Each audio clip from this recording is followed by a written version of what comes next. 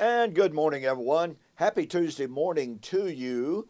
Welcome back to Morning Musings. My name is Don K. Preston. I am the president of Preterist Research Institute of Ardmore, Oklahoma. This is my Morning Musings. And we are continuing our study of the Olivet Discourse and the question, is the Olivet Discourse divided into two different subjects? Number one, the fall of Jerusalem, the events leading up to it, consummating in the fall of Jerusalem, including the coming of the Lord on the clouds of heaven with power and great glory, with the angels, with a shout, with the trumpet, to gather the elect, as amillennialists and as postmillennialists generally agree. That was in Matthew 24, 4 to 34. Then we're told, however, that in Matthew 24, 35 and following, all the way through chapter 25, Jesus begins to talk about the end of time. Well, if you go back and watch yesterday's video, there is no passage in the Bible that speaks of the end of time. None. Zero. Zilch. And so, if it can be proven, as I have been demonstrating now for a really, really good long time, over a year of study on the Olivet Discourse. Matter of fact, I guess 500 videos, maybe 2 years of study. But the bottom line is, I've been demonstrating to you, for you, you cannot divide the Olivet Discourse. There is literally not one thing in the entirety of Matthew 24 and 25 that justifies saying that part of it is about a yet future end of time and the destruction of literal material physical creation, when Jesus, as a 5'5" Jewish man riding on a cumulus cloud, comes out of heaven. Nothing in the text suggests such a thing, except when we take a woodenly literalistic view of Hebraic apocalyptic language. Only by ignoring the nature of Hebraic apocalyptic language can we ever come up with the traditional view of eschatology. Now, over the last couple of videos, I've been sharing with you the comparison between Matthew 25, 31 and following and Revelation 10 and 11. I've tried to set the stage for this comparison by pointing out that Revelation 10 and Revelation chapter 11, number one, they are directly parallel to Matthew chapter 25, 30, and 31 and following, in that both speak of the coming of the Lord, both speak of the gathering and the judgment of the nations, both speak of the resurrection. In other words, the gathering. So there's no question that they're talking about the same time and the same events. Now,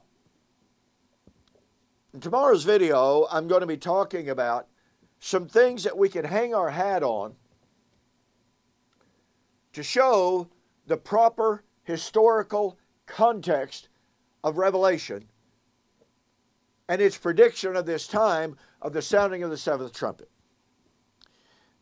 But I've shared with you a few thoughts demonstrating that Revelation chapter 10, 6 and 7 are drawing on, echoing, alluding to, citing, whatever term you would like to use.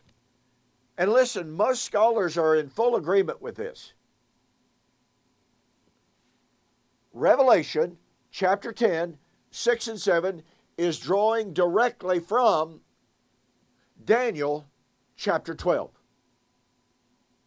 Now, you see, in Daniel chapter 12 and in Revelation chapter 10, what do we find?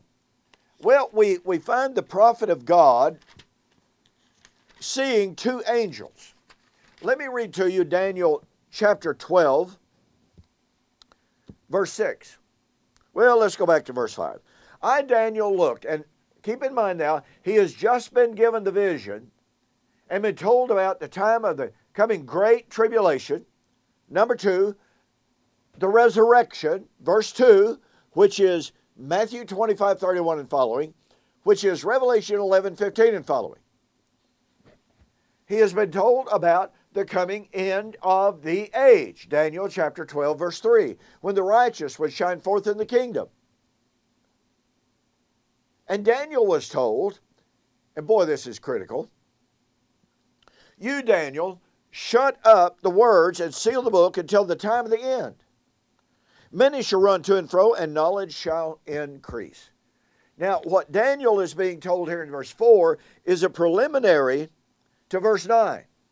Go your way, Daniel, seal up the words, or seal up the vision, for the words are closed up and sealed until the time of the end.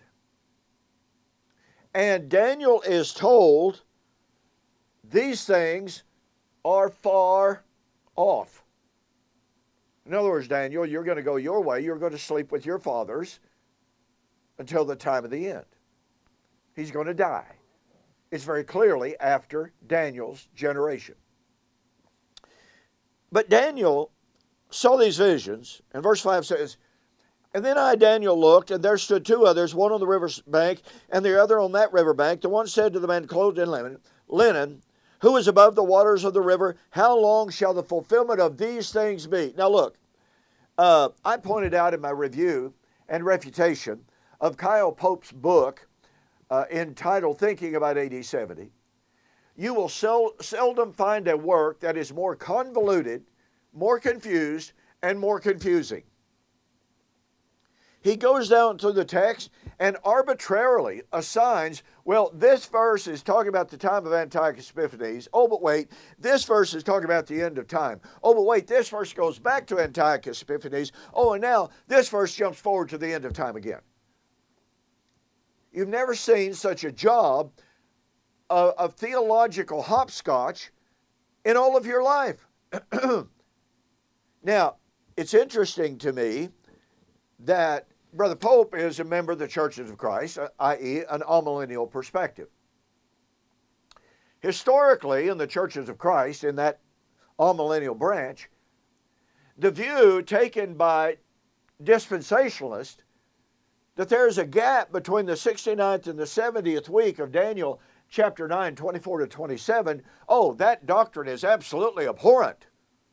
There is no justification for inserting huge gaps of time, so far 2,500 years, into the text of Daniel 9. But what do these same people do very commonly? Well, they come to Daniel chapter 12, verse 1. Oh, the time of the Great Tribulation. Well, now that's the time of Antiochus Epiphanes. Now, that won't work, but nonetheless, that's what they claim. But then in verse 2, what do they say? They insert not a 2,000-year gap, but almost a 2,600-year gap. Well, I suppose we could just say, well, 2,200 years. Okay, whatever. Between the time of Antiochus Epiphanes and the resurrection of verse 22, or verse 2.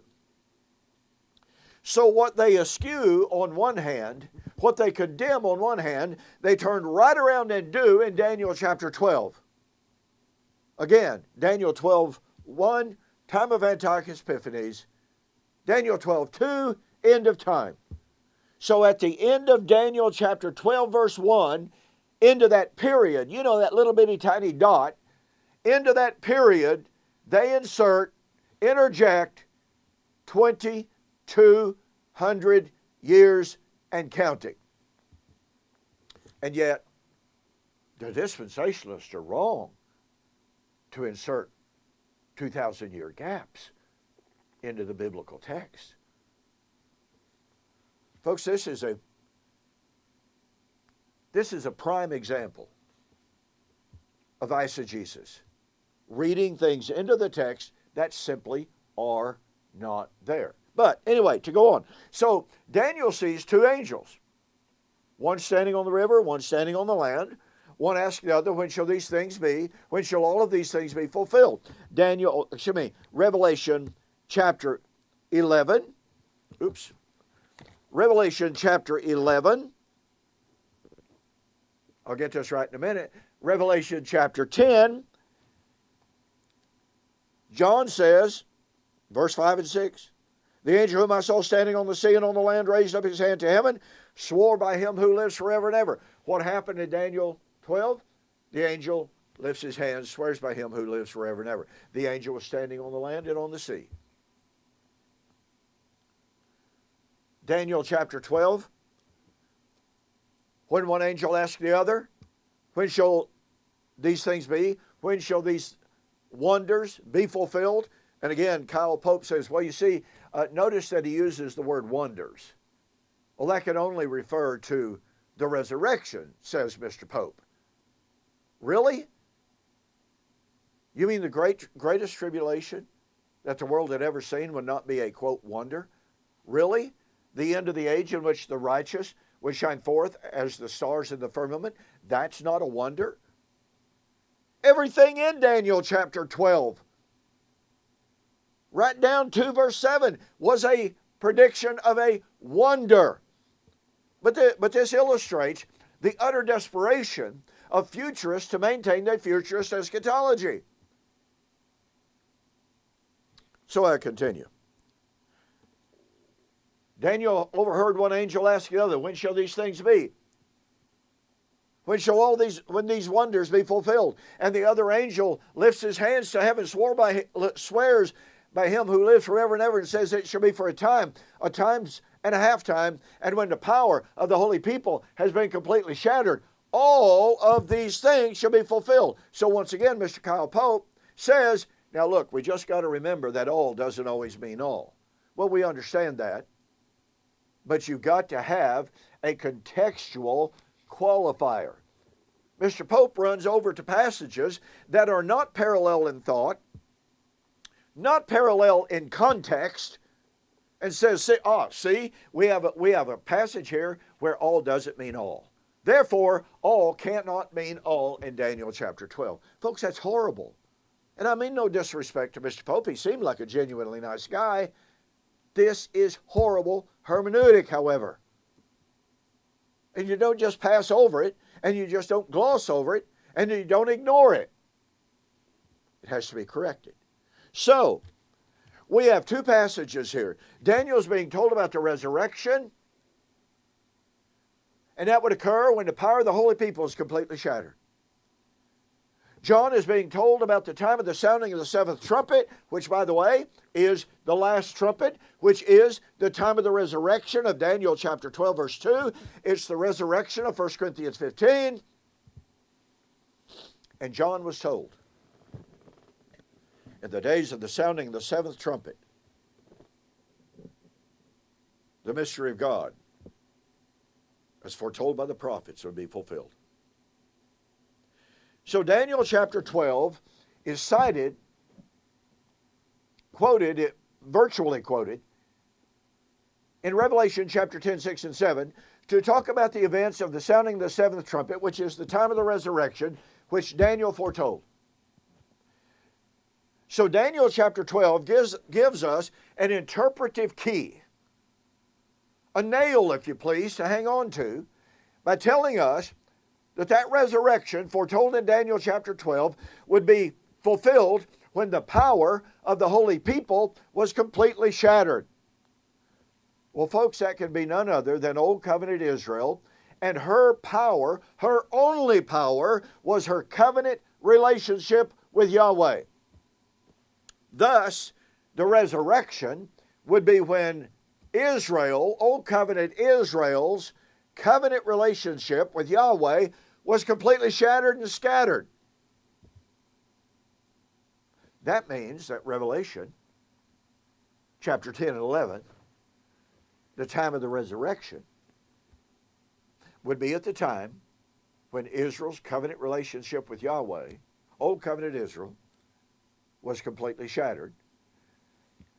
And when would that be? Oh, in the destruction of the city, quote, where the Lord was crucified, unquote. Revelation 11, verse 8. Can there be any question whatsoever about this? Well, I've got to share with you very quickly. One guy who's a former preterist tried to escape the force of this recently, and he said, Don, you're just imagining things. And you're not paying attention.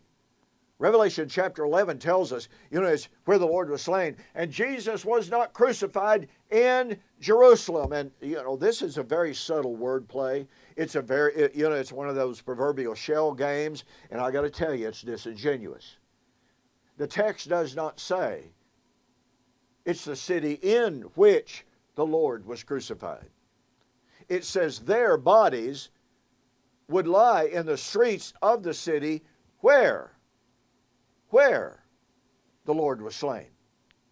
Are we going to get so absolutely woodenly literalistic that we're going to say, well, Golgotha was actually outside the gates of Jerusalem, therefore Jesus was not crucified at Jerusalem.